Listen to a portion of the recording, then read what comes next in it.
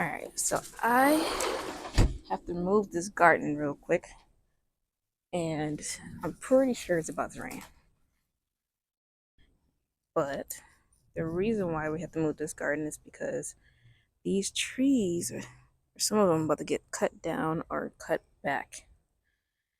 But then the arborist told me that I needed to move the garden in order for that to happen. So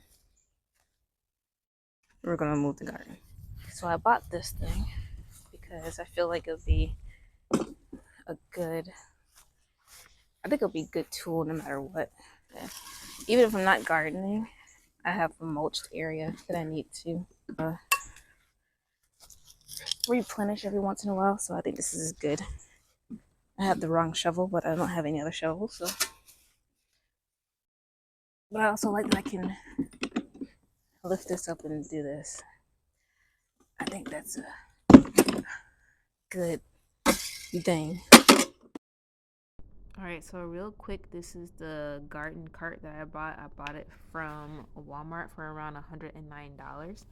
If you buy this, you will need your own tools to put it together. These are the tools that I ended up using.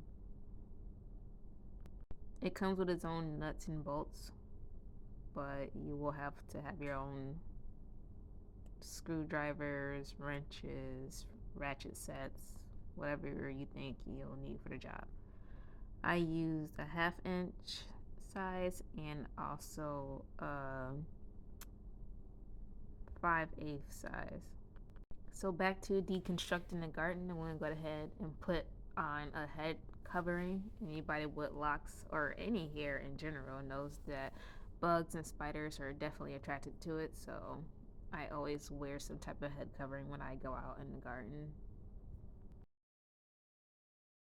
Real quick, I'm going to start off by tapping the and hitting the garden and the stuff inside of the garden to get the spiders and the lizards moving.